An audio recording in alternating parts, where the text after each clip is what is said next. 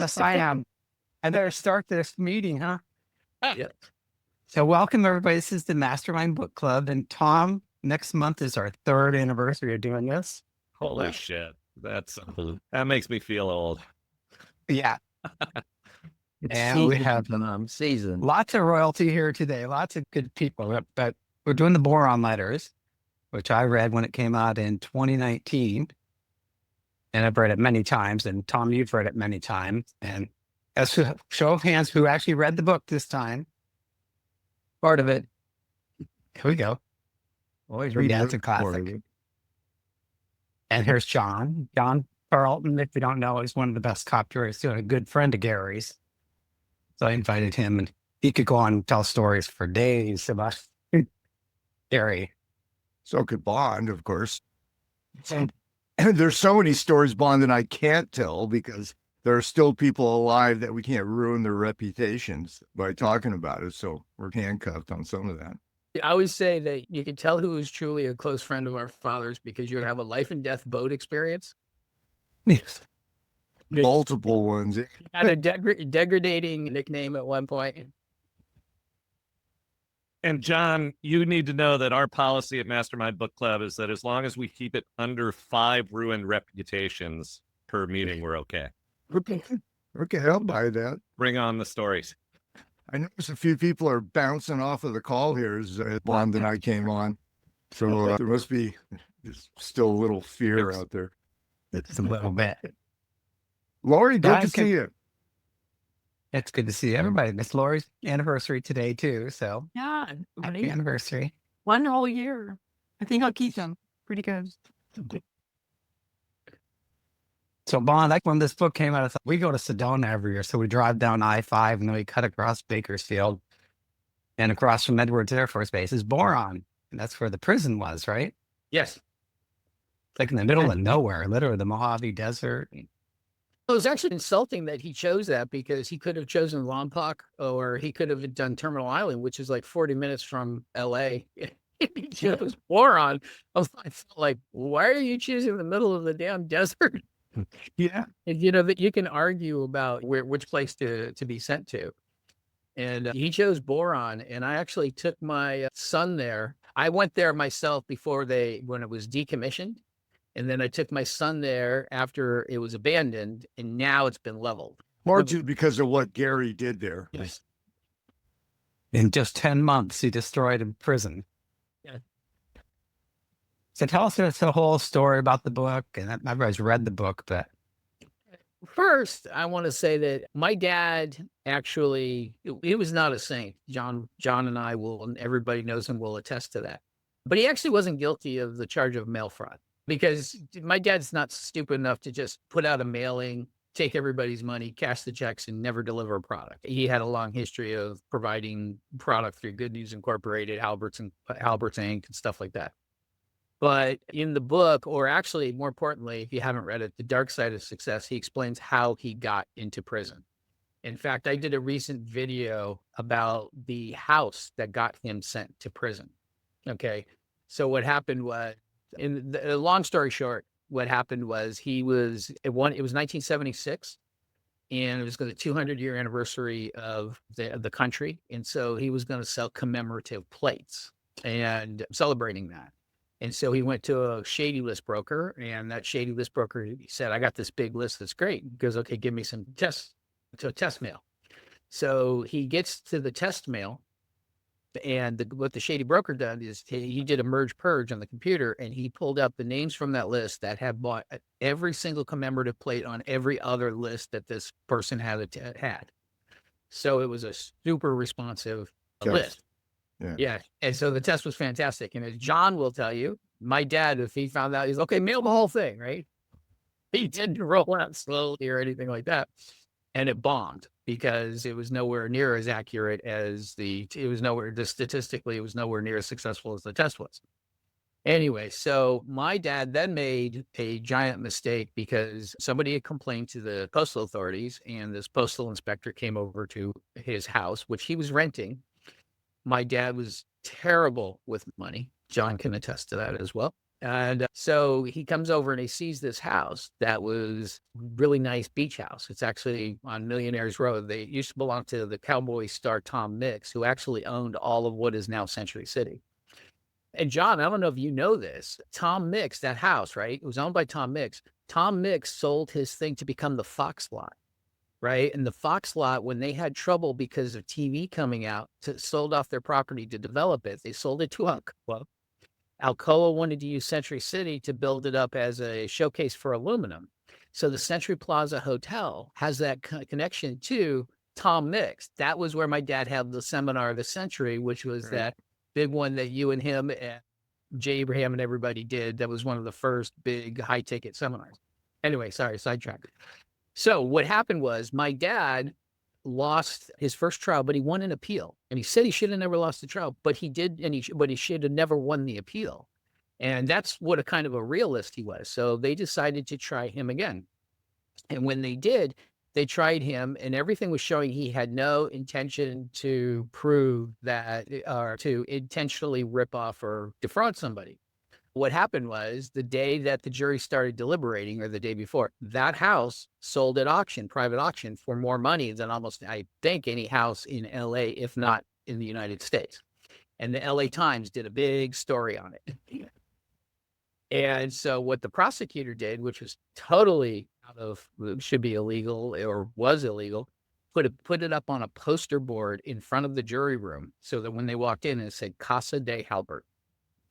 And what happened was they found him guilty, and then the attorneys were allowed to poll each of the jurors and say, okay, why'd you find him guilty? Every single person said, because of that house. And my dad had made the mistake of, so coming at you saying they came to look at him. And if you're in business long enough, you will deal with one form or fashion, you will deal with an alphabet agency. And he tried to bring them in and say, hey, let me show you how this all went down, and told them the truth about everything. And they just used everything they could to spin it in the way that made it negative. And they got their conviction. Anyway, so my dad accepted that. And he was very nervous about going to it because he didn't know what it was going to be like. I remember I was with him through this whole thing. I was my dad's third or fourth person he started teaching marketing. And I was what he called a road dog. So was John. So I was the original one. In fact, my nickname became Bondo Dog as his road dog. So before he went to prison, I remember him. There was something, this is something that's magical about the Boron Letters, which is also something that I think everybody needs to take from it. People knew that he was telling the truth in the Boron Letters because he was writing to his son from prison and wasn't hiding a damn thing. And my dad used all these elements as teaching moments for me. So when he sobered up, I was going with him to AA meetings. When he was stressed about going to prison, he was getting up and crying while he's tying his shoes to putting together to go jog out all of his stress and anxiety. And I would go with him to Hollywood High track to do that. And of course, when you go to the prison or whatever it is, it's not as you adjust to that new surrounding. And a lot of people thought club feds were like, oh, I can't believe these people get golf courses and swimming pools and stuff. It's just not right. What they didn't realize is that most of them were old military ex-officers' quarters that had been repurposed as prisons. So nobody built a golf course for club fed. The golf course was already there. And so if they had swimming pools and stuff, it was already there. Anyway, so he decided he said he wrote it as he wrote in there. I'm not here for the reason I'm supposed to be, but I'm going to take it as my reset. And I drove drunk. I've done all kinds of different things. I'm going to make it a reset on my life. And so one of the things that he did was he said, I'm going to write these letters and I want you to save them. Then I'm going to send them I got a special box for you. And I'm going to use them as an outline for what would become the Gary Halbert letter. Okay. And then he took samples of the Gary Halbert letter, and then he used those to write a book called How to Make Maximum Money in Minimal Time. So those are samples, and each one of this was his lead gen for his book. So he'd run ads for this, or he'd run an affiliate deal and let somebody keep the money for the book, because he knew that each one would say people who read the book would get interested in the newsletter and start buying the newsletters. So people talking now about book funnels. It was like, I'm not saying it was the very first original book funnel, because Joe Carbo, who my dad respected a whole lot, was also had an upsell after A Lazy Man's Way to Riches. Not a lot of upsell. He made money on the front end. Back then, it was very rare to make money on the front end. Anyway, so what he did was he did that, and it was a success. And the book, the people bought the newsletter. The newsletter did a couple of things. One is he told the truth, right? So in the Boron Letters, you'll see that he makes he expresses a desire that I continue this as a tradition and teach my kids new stuff. I'm actually doing Boron 2.0. John will attest to this. When you learn from Gary, what you learn from is hanging out with him and learning how he thinks. That's where the real, like, you're learning how he thinks differently and stuff like that. But most of the learning comes while driving the car. Now, you're the one driving the car, and we didn't know whether or not he drove really terribly on purpose to scare you into driving the car, or if it was that he just was a terrible driver. It turns out he's just a terrible driver, by the way, the answer to that surprise. It was like his brain couldn't do anything except marketing. In any case, so you learn so much from being around him and everything. And he told you the raw truth, and he knew that he was teaching me the raw truth. And so one of the things I loved is my friends would say, hey, they'd want to know something. If the adults were all lying about something, my dad would tell me what he thought was the truth. Whether it was right or wrong, it was definitely what he thought was the truth. And it was one of the best parenting lessons I had ever learned. So I do the same thing with my kids. And so when my kids have an issue, I say, I never lie to you. I tell you the unvarnished truth. They're like, yes. So when it's a good thing I have to say, they believe it. When it's a bad thing, they believe it. The newsletter was doing the same thing. He was, everybody else before that were writing on things like, there would be somebody who was selling a book that was still talking about how teaser copy was helping mail. And teaser copy did help mail. Direct mail when it first came out, but then people got used to it. It's AI right now. AI, like when it first came out, would write these emails and you're like, wow, it's so good. And look at that. It's really clever how it puts in all these emojis. And then now you're like, oh, it's using the word skyrocket. It's using these emojis and it's using these dashes. Oh, this is all AI written, and it turns you off and you stop wanting to pay it. But now my dad had a list of books, I will tell you, that he recommended, and I'm going to add one as the first book. It's not really a book. It's a short story. Whether it's true or not doesn't matter. It's the one I think everybody should read first. I made my son read it. It's called Obvious Atoms. And the point of it is it teaches you how important it is to understand what people are going through so that you can hit the bullseye, so that you can go right to what's really they're thinking and doing. And it's like walking, it's the importance of walking in their shoes. And I learned this from John Carlton, actually. My dad ran one ad that was an absolute total bomb. And it was a radio spot for a diet book. You remember that, John? He told you that? Yeah. Tell them why it failed. According to Gary, there's a complete and utter total lack of empathy. He was making jokes on the radio about people with weight problems, and that didn't go over well. But now my dad also wrote Berry Trim, which was a record-breaking diet book. What was the difference between then and then? Yeah. He had gained weight and now knew not to joke about gaining weight, about being fat. He knew how it felt. And that's what kind of Obvious Atoms kind of teaches you. You know what I'm saying? If you look at, that was one of the things that Gary was really good at, is he could sell stuff he had no interest in. Now, John's famous for doing great with golf. John actually likes golf. I'm not saying he's like a golf addict or anything like that. I suck at the game. But you play the game. I remember that you find the people who are the best at selling supplements usually take supplements. You find that the people who are really into investment newsletters subscribe to investment newsletters. My dad, he didn't he called it the goop, right? Whatever it is that was selling. But he could figure out what it was that was their hot button, the bullseye, what they needed to hear in order to buy. And it was an amazing thing. So anyways, I just want to say that when it comes down, anyway, back to the history of the Boron Letters. So then he calls me one day and he says, I told people about the Boron Letters and they'd like to read it. Do you mind? He asked my permission to publish the Boron Letters. I said, I'd like you to add out one part out of it. because they were personal letters back and forth between the two of us. And then he published the handwritten version of it, which we are now trying to work on getting, because we're running out of the few copies that we have of this. And then it was Hurricane Andrew, I think, that these were all stored in a shed, and the humidity made these covers stick together, but inside they're all perfect. And this one is actually out because I've been taking it to printers to get quotes on I'm doing a new run of the Boron Letters. And that's the history of it and the importance of it. Like in the book that you had mentioned earlier was the commentary I added to the book that I published of it.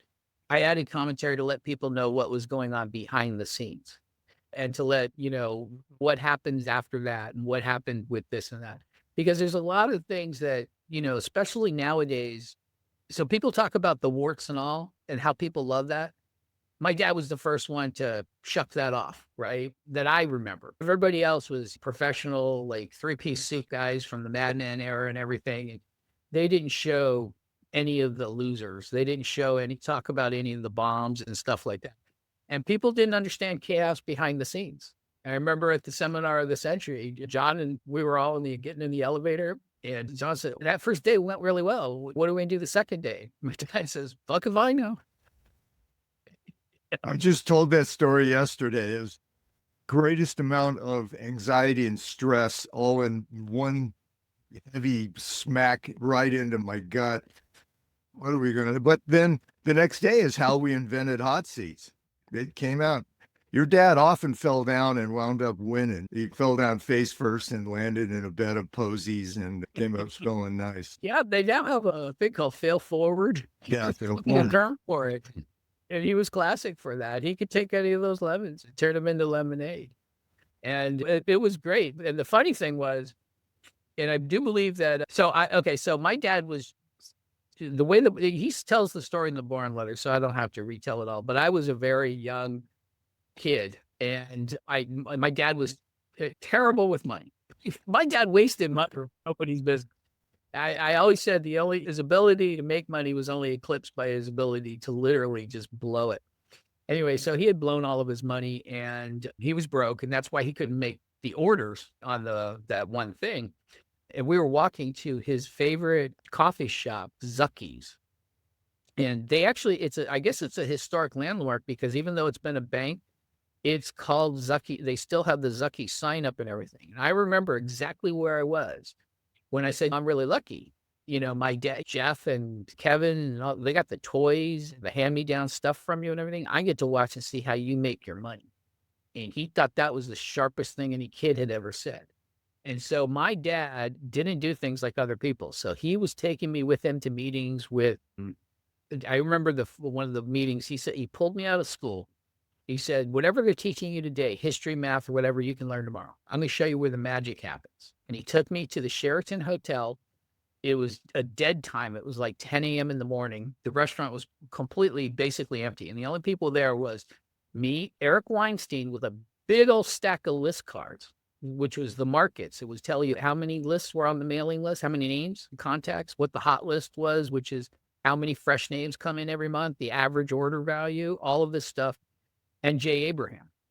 So they were identifying the hot markets. Jay Abraham would come up with, this is what we should offer, what they probably want to buy. And my dad would write, and he would take a page and he would write up the hook and everything in the headline and stuff. And so he introduced me to do that, to that. Now, this was so long ago. I don't think Jay remembers it. Eric does. Eric, you were in these meetings, but you also were absorbing it. And my first job was at a list brokerage company and stuff like that. So I was learning this way before the Boron Letters happened. But then my dad would take on proteges and I would see them come in. I was like, oh, wait, this is going to be fun to watch. But the amazing thing that I learned from that was you couldn't tell who was going to wash out or not. Because my dad, as soon as you came, what is his favorite thing? What is it you called his favorite thing to do, John, when it came to the office?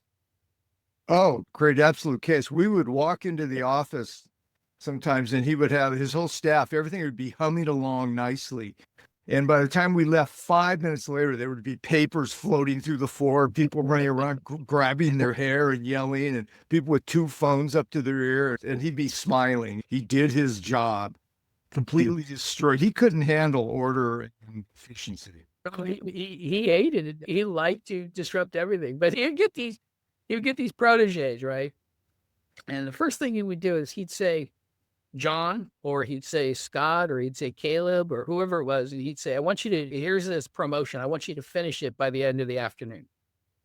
You'd start working on it. 20 minutes later, he'd drop all that, come with me, we're going somewhere. And he'd take you to a movie. He would take you to the bookstore. Or drive all over LA. Or drive all over LA and maybe grab something to eat. Come back, be about 4:40 in the afternoon. He said, don't forget to have that thing on my desk in the morning. And then it didn't make a difference. So the morning would come. The person had stayed up all night writing this. And then what he would do is he would say, sit down here. I'm going to read the copy. He'd read the copy silently, read the whole thing, then crumple it all up, throw it away, say, this is total crap, go rewrite. And it didn't make a difference how good that copy was. He just did this to all of them. And they would, and if you knew my dad and what he was like, the fact that he drove a pink car, real quickly, what happened was one day he comes out and he comes out of a Walmart, I think it was, in Florida. And it's a sea of 1990s white Eldorado Cadillacs. And he can't find his car and figure out which one's his. So when he finally does, he takes it to a paint shop, and he says, give me your color book. And he picks this coral peach color. And he goes, paint the car this color. And the guy says, no, I'm not doing that. You're going to complain and you're going to want your money back. And he goes, no, listen, I'll pay you in advance. He had to convince the guy to paint the car this ugly color. And so he could always find his car, right? So I then I come home. And there's the Cadillac. I'm like, what the hell did you do to the Cadillac? He goes, don't you like it? It's ugly. He goes, you colorblind. I said, I'm colorblind, but I can see ugly. And so he would do these things. So here comes this guy. He's from Tulsa, Oklahoma. He's a young guy. He's 20 years old. He's come all the way down to the Florida Keys. And we're talking tobacco chewing, his brother's a big bass fisherman kind of guy, as down home, middle America, Midwestern as you can get. And I'm like, he is going to wash out in a heartbeat. Scott Haynes turned out to be the best person in the world at mimicking my dad's writing style I had ever seen.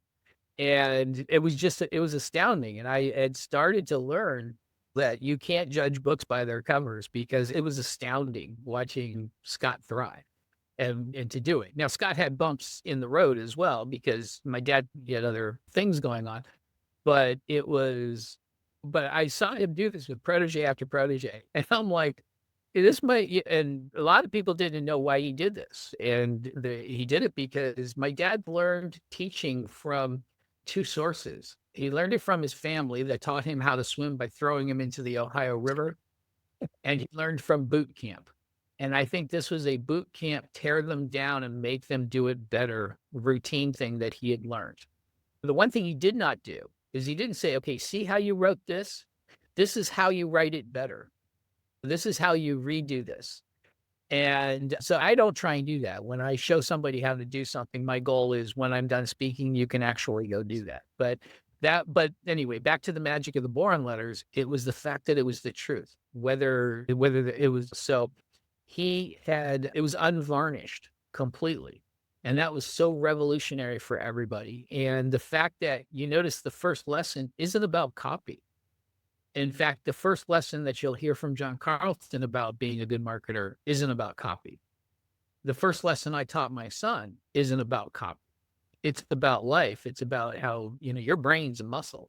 You got to feed it. I think John calls it being a good animal, right? And it was very important that you notice that there's the different lessons. And in there, the spot where he's mad at me because I hadn't gone to the gym that he had been wanting me to go to. And you got to remember, I turned 16. By the way, the very first letter, so we call it it's the very first letter of the Boron Letters, was written on his birthday. And 2 weeks later, he's celebrating my birthday. He was exactly 30 years and 2 weeks older than I was. But it's the unvarnished truth of it, because the problem is, even in today, you'll have somebody talking about something that, like I said earlier, worked before, and they're still publishing the book because they're making money off of it. Sometimes the principles are timeless. Eugene Schwartz's market levels of sophistication, they're timeless. And now, John, did he ever do this to you? Did my dad ever go in and make you steal copies of the Robert Collier letter book? No. No? Remember, when I joined him, it was still out of print, as I recall. Oh, no, that's why we ended up having to go steal them when he was making you go to the library. I'm proud to actually have my dad's copy of the Robert Collier letter book, the upper print version. Good. And I don't collect very many things, but this one I feel like, and John knows about it, but I don't think any of you do. I had a friend of mine. I said, "What are you doing?" He said, "Oh, I just finished putting John Carlton's book up on Amazon." And I said, "Really?" And I said, "Do me a favor. Don't tell him you finished it yet." He goes, "Why?" I said, "Just trust me. Don't tell him. And just give me a day." So I ordered the first print-on-demand copy. And as soon as it said that it had shipped, I said, "Okay, now I've got the very first copy of John's book, The Entrepreneur's Guide to Getting Shit Together." And he said, "Okay, now you can tell John that that his book is ready and in print." Yes. And then I had John actually certify it that it's actually the very first copy ever written or ever printed. I got conned. And the thing is, one day somebody's going to open up, I won't give it, but someday somebody's going to open up a copywriting museum, and that'll be a loaned exhibit. That's great. Bond, can I add one thing about the Boron Letters for you? Sure. You come from the inside. The letters were to you. It was a very personal and interesting thing. The great thing for me, and I read those and immediately decided to turn my back on my entire copywriting career at that time. I was being very successful writing for the largest mailers on the planet. Boron, Phillips, all those guys, doing a lot of the working with Jim Rutz, all of the top A-list writers. And just in a heartbeat, after reading those Boron letters, I decided to turn my back on that part of my life, which was it was boring, frankly. And I said, I'm going to stalk Halbert until he takes me on. And then that seemed like such an exciting life. So I went almost overnight from writing these long 24-page, very official looking newsletter. They were selling financial newsletters. So there wasn't a lot of fun going in there. There wasn't a lot of comedy, a lot of stuff. And I went off with your dad and we went after entrepreneurs, and every job was different. Every client was a completely different person. And we had a lot of fun. We got to travel a good part of the world, just having adventures. But the key to it was in those Boron letters, he was writing to you, but you stood in for every man, for everyone, every person.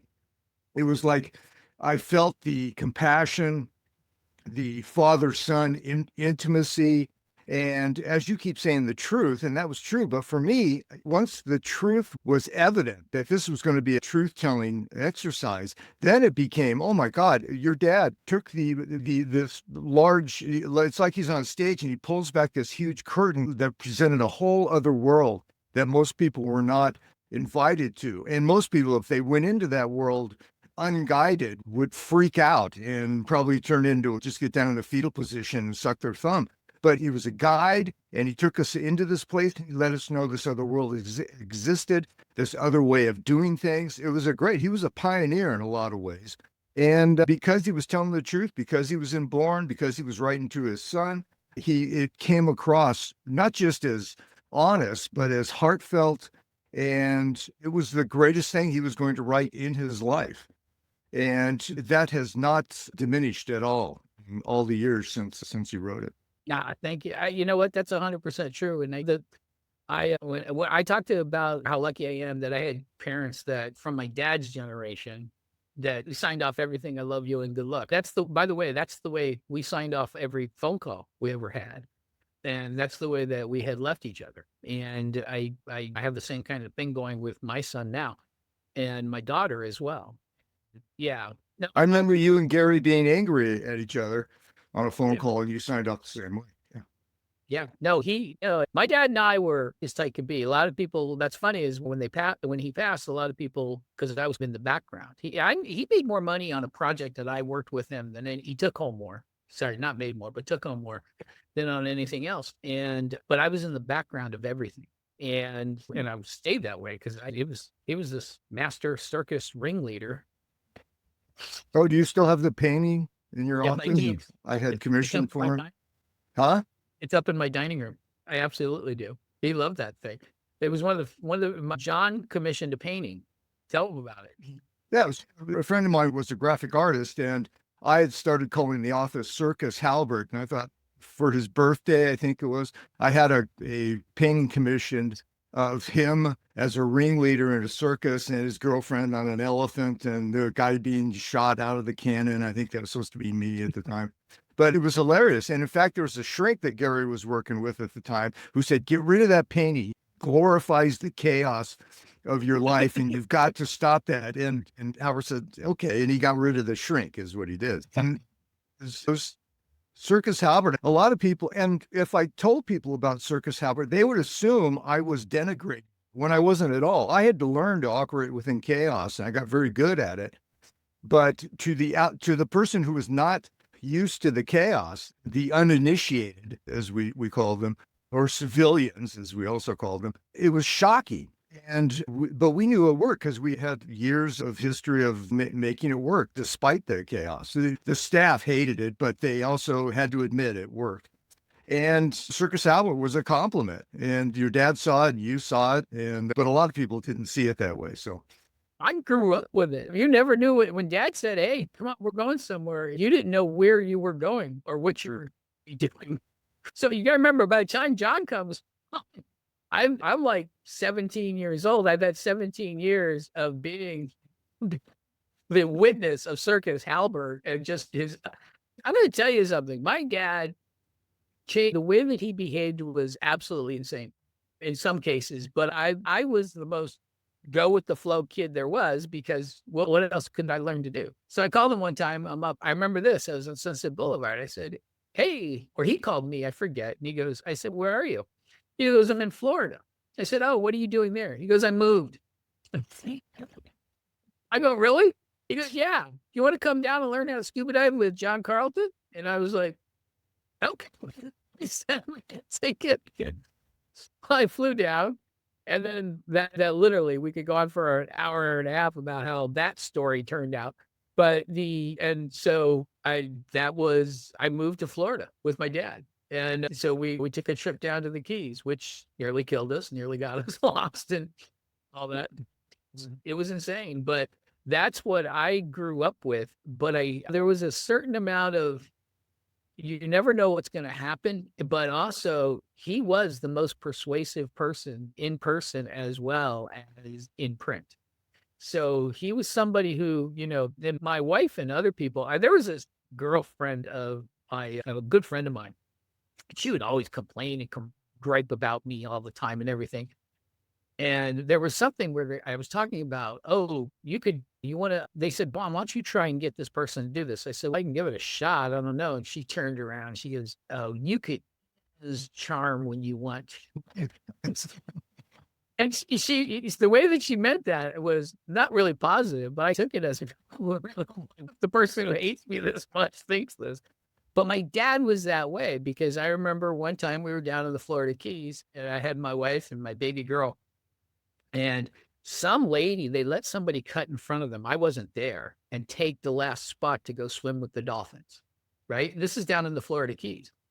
I said, okay, we're going to go home. We're going to have my dad fix this. They're like, what can your dad do? And they don't take reservations for this and all this other stuff. I said, you watch. My dad went down. He wrote a letter. He had his attorney send the letter or to the thing. And this is the bullseye point that I want to get to, that I want to explain, that he knew that other people didn't know. He said, you know what? And he mentions, my daughter is a marine biologist, and she questions the validity of your facility getting funding when it's actually doing all of this, when you're doing these more touristy type of things. He knew their pain point was their funding. And he knew that having a marine biologist start to question that. We got a phone call within an hour or two promising my daughter and my wife to be the first people to have an appointment to go swim with the dolphins the next day. Because he knew what their pain points were. And he could use that power for good, he could use it as leverage. He could also use it as charm or to get what he wanted. And so I always, like, somebody said that my son couldn't change classes, and they had already said no to this like several times. And I said, okay, I'm going to stop by. I came back, he got the class that he wanted. And they're wondering how I did that. And what they don't understand is this: everybody learns their skills and their tools of persuasion from their parents. That's for the most part. Mom cries and screams to get what she wants, or dad threatens or tries to bully or whatever it is. I modeled. So imagine the toolbox I had to model after when Gary Halbert was your dad, and you grew up surrounded by the top marketers in the world. And it's literally, I remember watching Dan Kennedy go to seminars with my dad. I remember John Carlton coming and working with my dad. I remember Jay and all of these other things. And I learned and absorbed from all of them. And each one of them can teach you different things that are very valuable. Like, Jay was great at figuring out where there's opportunity for you to make a sweet win deal amongst 2 or 3 people. And I started learning that from watching him and paying attention to what he was offering at those meetings and stuff like that. There were just things like that. So when it came time to teaching my son to take on the world of copywriting and everything, or not copywriting, I don't want to say that because that's not really my forte. My forte was the big idea, because I was in more meetings than anybody else. And I would sit there and go, this is what he's going to say. Now, John and I, there's a great video before it gets taken down. You should go to the Gary Halbert Copy Club on Facebook, go into the files section and do a search for 20 clicks. John and I go through the 20 most standard clicks, standard things that my dad was most likely going to tell the client to do. And if you spend enough time with my dad, you would know what it is he was about to offer. So if he was doing a direct mail piece, it was personalized and it had a high unit of sale, you knew it was going to become a dollar bill letter, right? That was going to be his offer. One time, my brother had a product that it was a supplement offer, and he called me, he said, I want to talk to Dad about this. He says, I want his opinion separately. I said, okay. He says, what do you want to do with it? Asked him a few questions, and I said, what's your reorder rate? And he said 97%. He said, I'd give it away for free. And so and this was not one of my dad's 20 clicks. It wasn't the standard give the first sample away free, because usually they were in a more competitive environment. Anyway, so one day I called my dad and I said, hey, what are you doing? He said, I'm working on this thing for your brother. I said, really? What'd you tell him to do? He said, I told him to give it away for free. And I was like, boom. I was like, okay, I know I think like Gary Halbert, because it wasn't one of the standard 20 clicks.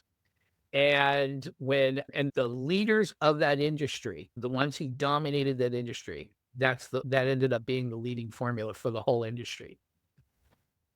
And I was like, okay, cool. It solidified it for me. But yeah, no, it was learning how to adapt and thrive in chaos, and adapt is really something that my dad learned to do, because John, you remember, he absolutely thought that the internet was going to do nothing. He didn't think that was going to make a change. But as soon as he accepted that, look at what happened. The GaryHalbertLetter.com became like the online mecca for copywriters. Still is today. And because he adapted, he would accept and adapt and change to the situation and realize this is what people want. In fact, I was thinking about taking all of his old emails and putting in a book so you can see the evolution. Because remember, back then, people barely knew how to use their computers. So he would say, go to theGaryHalbertLetter.com. Don't forget to put in the word "the" in the URL address, right?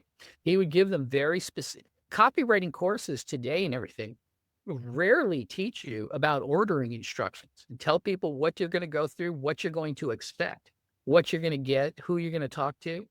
Now, a lot of the times back then, it was like ask for Jane, and that was a code to let you know where the promotion ran. But it would say, you're going to talk to my secretary. She's going to ask you 3 simple questions. This took all the fear out of you, right? She's just going to ask you for your credit card number, your name and your address, and where you would like this shipped or whatever it was. So he'd give you very specific information and very specific instructions. There's somebody who has invited me on to be on a podcast, not just about marketing. It wasn't about the Boron Letters. And they've got all these instructions for this very special kind of camera setup and everything they want. And it was like, I looked and I'm like, okay, I'm the oldest guy who's going to be on this podcast. And I realized the reason I'm the oldest guy on this podcast is this one principle that a lot of people forget is you need to make it as easy as possible to say yes. You just gave me a 5-hour work assignment to get this to say yes. I've got to go and do all these other things. But I babbled on. Ask me any questions you want about the Boron Letters. I will give you 100% truth about them because there's a lot of little stories. I forget if I told you about this story where I think I did in the book where I smuggled stuff into my dad into prison for him. Because, who else has done that? My point, I always say this about father-son relationships. My mom, if you know her, she's complete opposite of my father. 100%. She is toe the line, dots the I's, crosses the T's, all of that other stuff. And my dad was just Mr. Chaos as it was. And he one day just said, hey, they don't let me have L-tryptophan supplements. It's just a supplement. It's an herbal supplement, but they don't let you have any pills or anything in here. My dad's job was to rake the visitors area. Okay. He'd get paid 11 cents an hour. So he'd go there and rake it. And then he would sit down and he would write copy. And he wasn't supposed to write copy either. He was banned from writing advertising. So I would bring his advertising and his work to him. And then I would take whatever he had written and I would take it back to the clients. So I was his messenger. But he knew that the guards they're on the lookout for people doing contraband weapons or doing whatever it was. And looking out for where there was trouble and stopping fights or anything. They weren't somebody writing. How is that? There's no way they're going to sit and look at let me see what you're writing, Gary. I want to make sure it doesn't say here's how to order on it. He would sit down after raking the yard. He would write the copy. So he was getting paid while he was doing this. So while he's getting 11 cents an hour, he'd be getting paid a ton of money. And the odd thing is, from that visitor center, and I showed my son that visitor center, I said, this is where he did it. There was a guy who had a limousine that was parked there constantly in the parking lot. And I'm like, where's that limousine? He goes, oh, that belongs to one of the prisoners who was very wealthy. And the way that it worked was there were drug tests when you came back. And these guys had figured out exactly that you could do cocaine and have 72 hours to clear it out of your system before you tested positive when you come back, right? And you could drink for up to 24 hours before you returned, right? Before you would test positive when it came back and stuff like that. So this limousine was sitting there waiting so this guy could party the minute that he got his leave, because after a certain amount of time, you would get like a 3-day leave. Anyway, so he says, I want you to go grab a cellophane bag, not like the Ziplocs, just a cellophane bag, fill it with the L-tryptophan things, keep it in your pocket, and just when you come visit me. So we were sitting, and it was the picnic tables that they have, and they're like the fiberglass round tables, and it's tubing framed underneath. He goes, I want you to feel underneath that tubing frame. And he said, and I go, I feel it. And he says, you feel that tube right there? He goes, yeah. I go, that's your mailbox. So I slip the L-tryptophan pills into the mailbox. Now, I'm sure that I could talk about this because I was 16 at the time, and I'm sure there's some sort of statute of limitations. But I always say it's such a strange father-son dynamic where you can ask your son to smuggle you something into prison, and he says yes without a second thought. Sure, okay, I'll do it for you. Yeah, Lori has a question for you. Sure. Go ahead, Lori. Hey, thanks. So this is on the same vein here. I was always wondered about this, and I probably should ask you in a private setting instead of here, but here we go. Were your brothers jealous of your relationship with your dad? No, they weren't I don't think that they were. I think if they weren't, they should have been. Kevin was, yeah. Okay, so the way it worked was this. And by the way, this all switched after he passed away. So what happened was people like, you're just like dad. They said that to me like as an insult. They're like, you're just like dad. Kevin, when I started working with him, was so afraid that I was going to call the office, and John will know why, that I was going to call the office and say, how much money's in our accounts? And if there was 20 grand, I was going to say, send me 19 of it. And I never did that. I was the exact opposite. When I was a kid, I decided I was going to be like my mom in the good parts and be like my dad in his good parts. So when I first started making money, one thing I knew about these promotions, every promotion, they all end. Halbert's Incorporated eventually ended, and that was the longest running promotion I had ever heard of. But they do end. And the other things that I had learned is when the alphabet agencies, or one of your Achilles heels in direct marketing back then, and still is today, is your merchant account, right? So what happens is your merchant account gets shut down, and now you can't fulfill orders because they've taken the money you were going to use to fill the orders, right?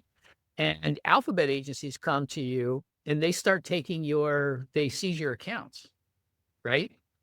So that means if you're smart and you learn from the mistakes of other people, you have resources and stuff, places, you have deals with people who will loan you money, however you want to call it, or things that you do to make sure that you can always meet your obligations and pay your legal bills or do whatever it is that you've got to do.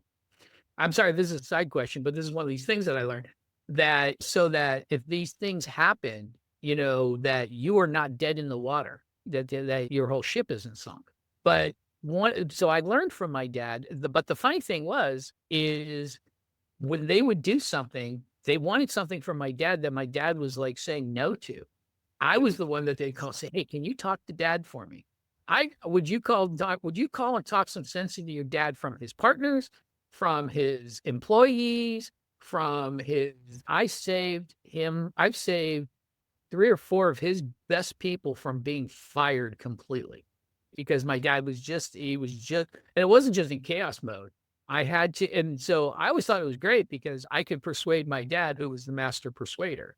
And he would actually, he asked me all kinds of questions and really respected my opinion. I remember during the first Gulf War, he's like, what do you think's going to happen? I said, we got the only fully functioning army that works at night. We're going to wait for the first moonlit night, and that's when we're going to head out.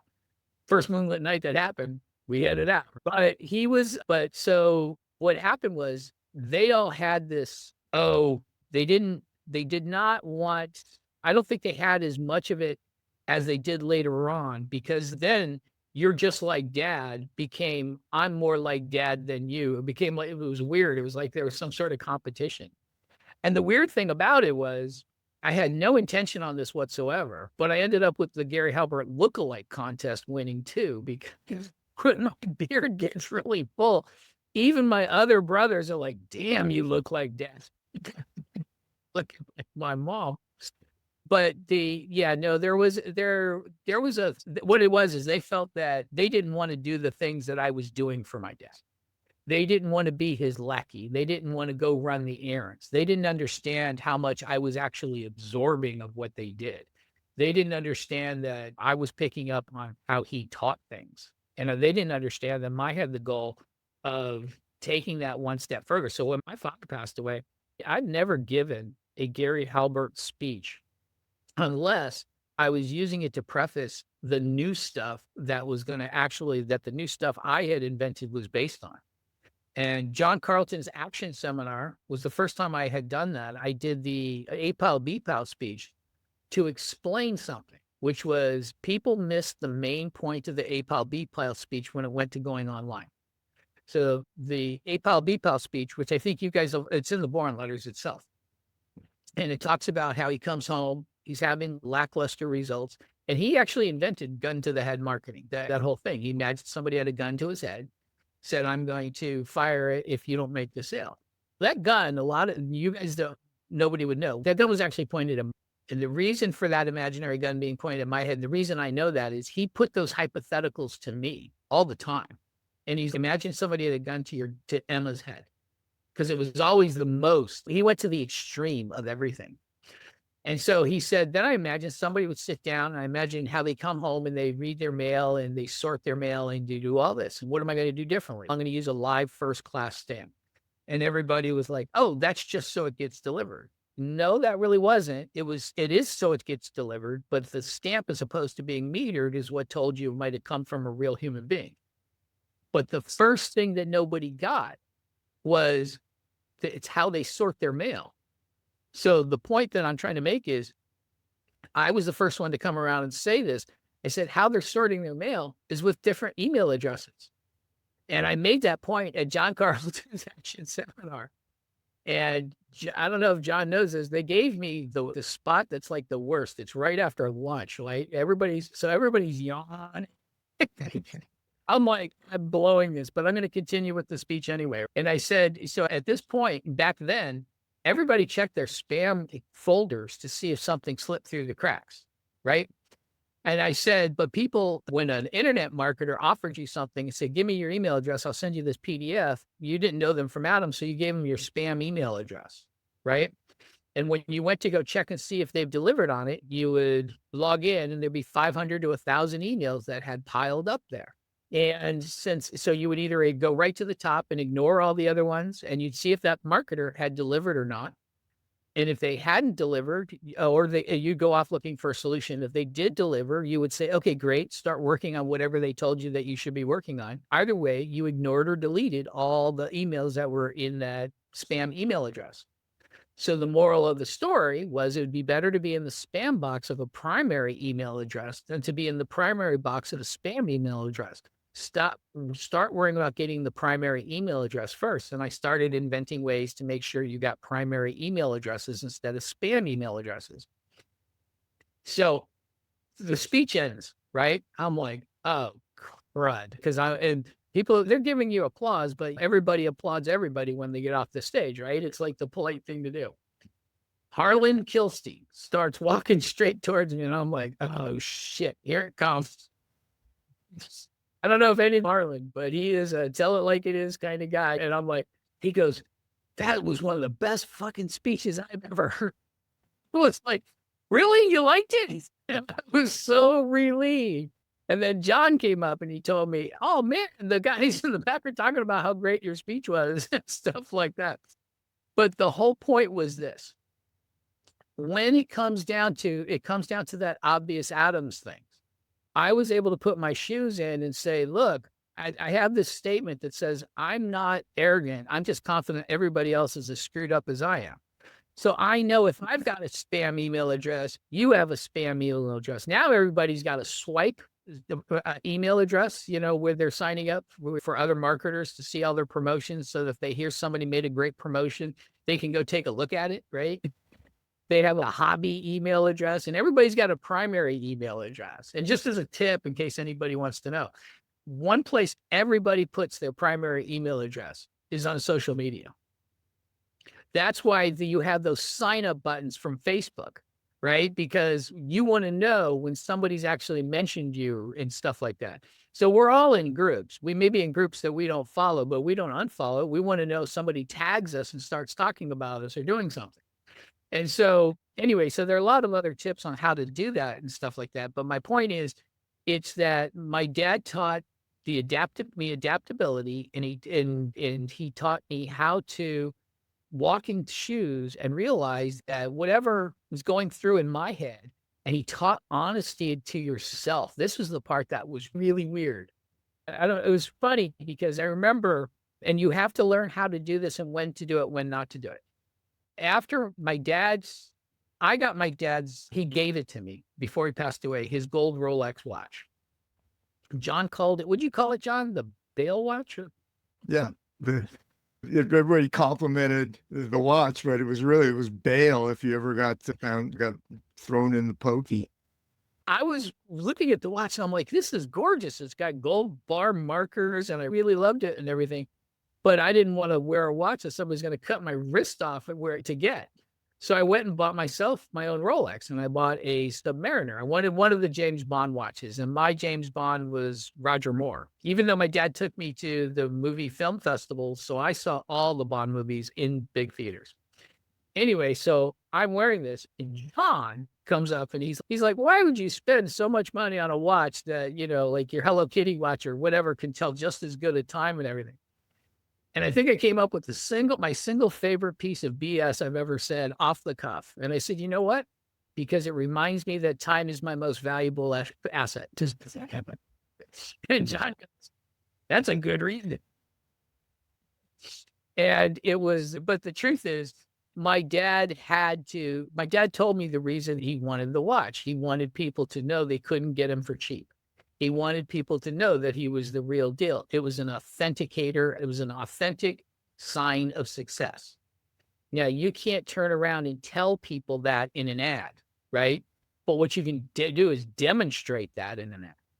So what my dad taught me was he taught me to be honest with myself. To teach me, my daughter one time, she caught me doing something. I'm not going to say what it was, but she caught me doing something. She says, why are you doing that? And I said, honey, because I'm a small, petty man. Don't ever be like me. And my dad would do that kind of stuff. He could, one thing he could do is he could take it as good as he gave it. So that pink Cadillac, he'd make us all drive it.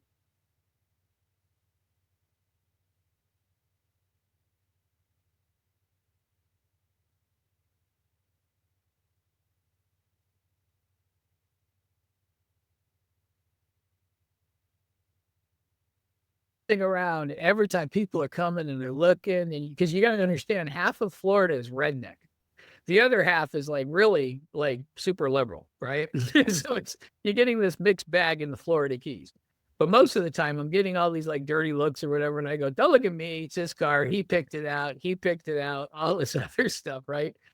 And then we're at a gas station and I'm filling it out or filling it up with gas. And this really beautiful girl comes walking up and she says, I love the color of that car. It's amazing. My dad's sitting right there in the passenger seat, windows down, everything. I said, thanks, picked it out myself. My dad, he looked at me and he smiled because that's exactly what I would have done to you. And it was, but he could take it as well as he could give it. And he was so honest with himself. He had this phrase that he'd say, it's not enough for me to be skinny. I want all my friends to be fat. And it was that kind of raw honesty that now you can't say that in an ad, right? But you do, but you can demonstrate that you want to be the better looking member of your crew. Nobody really wants to be the mid or bottom level, the least attractive member of their gang or crew. But so you understanding that and then demonstrating that without making people voice those things that they don't want to voice publicly, but they actually desire and want is something that's different. So anyway. Well, Bond, this has been great. We got to wrap it up here. No problem. Sorry. That's okay. Now show us the book before we started. Which your other one? book. Okay, When we actually tell us how to do stuff. Oh, you know what? That's the Halbert Copywriting Method Part 3. Actually, I don't know if I have a copy sitting next to me because I was planning on showing you some classics. One day on my dad's birthday, we wanted to do something special for him. So I had exactly 100 copies printed of a smaller version of the Boron Letters called the Road Dog version. So I did that one.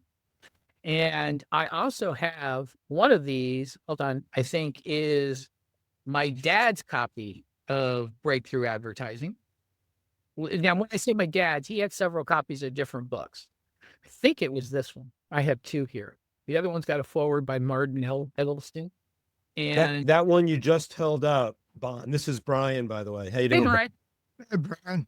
Hey, John. So that one we published 250 copies of for friends in the industry, and that's more of a collect. I have two originals from 1966, but that one is technically a bigger collector's item because there were many fewer printed. Okay, so I'm going to treat this one better than this one. That was the original one we did at Boardroom. Now the current version is mine, Titans Marketing. Yeah. And I wrote an afterword for that one. But this is rare. That one is rare because we only print, because it was like, and that was a cover that Marty must have done in a dream that I don't know why he thought that was a good cover, but he did. And he accepted it because it was Marty. And it was, but I just wanted to say also, I've been sitting here just really enjoying this because I always say that I've worked or known every great copywriter who's been alive in my lifetime. And my lifetime is not quite as long as John's because John's older than me, but I'm old too.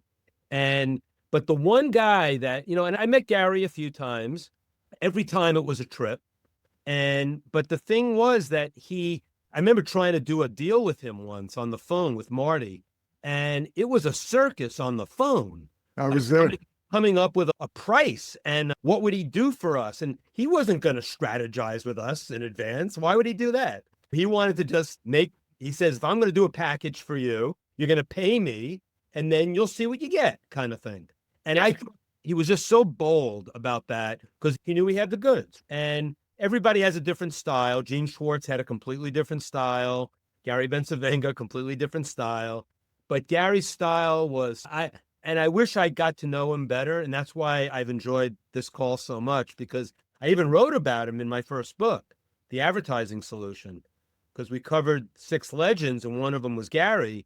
Yep. And I think I talked to John in advance of that book, or Craig Simpson did, who was my co-author. And I knew all the road dogs. I knew all the guys who were his personal butlers and all that.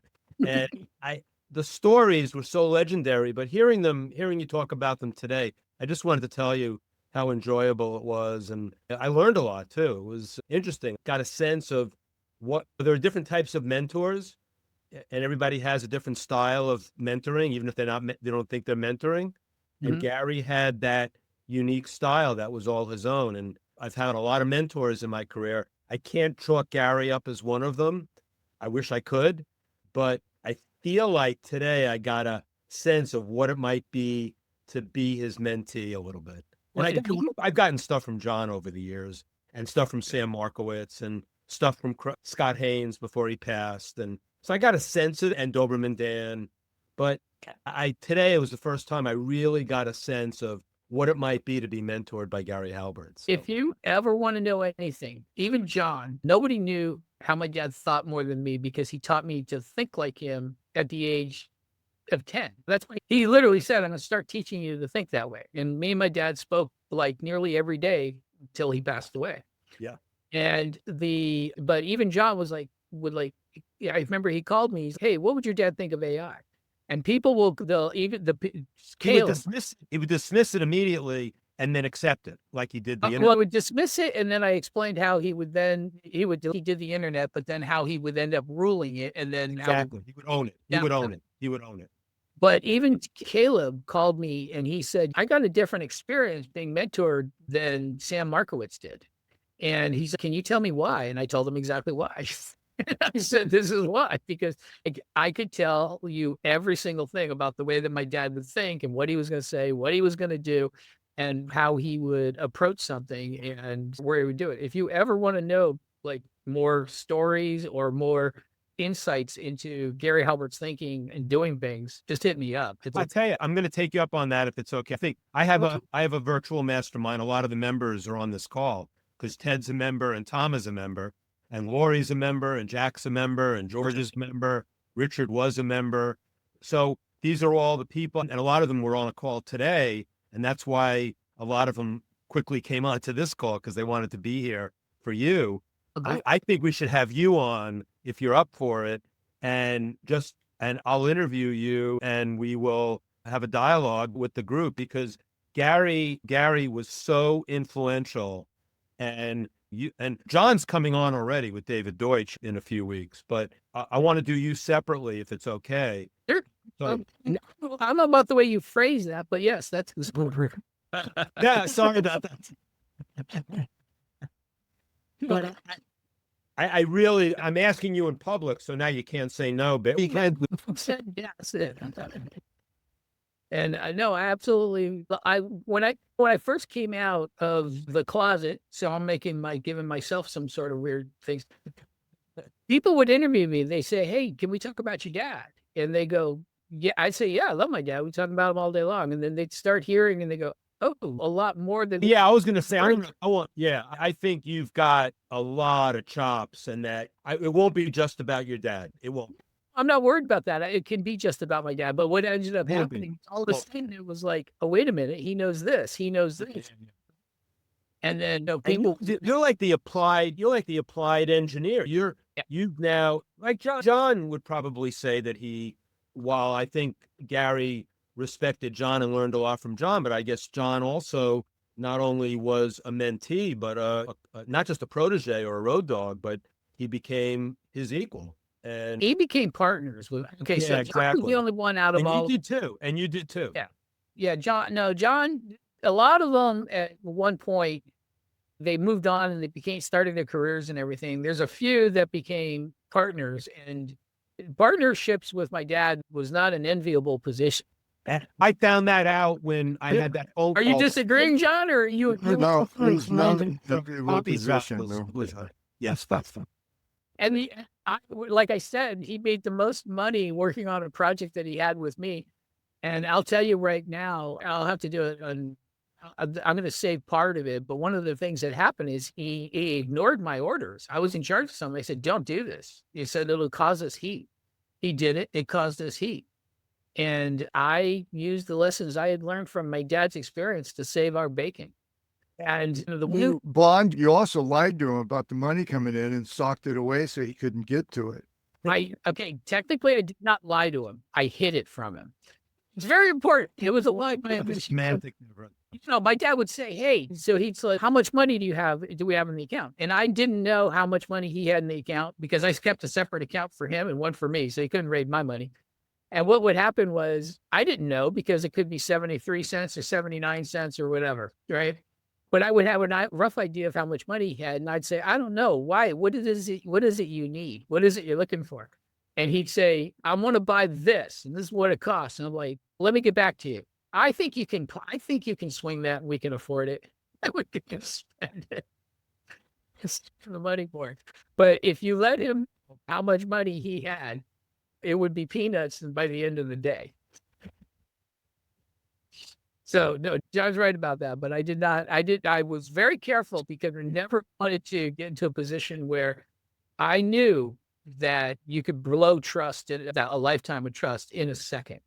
And he trusted me more than he trusted anybody else. The other thing he rewarded was loyalty.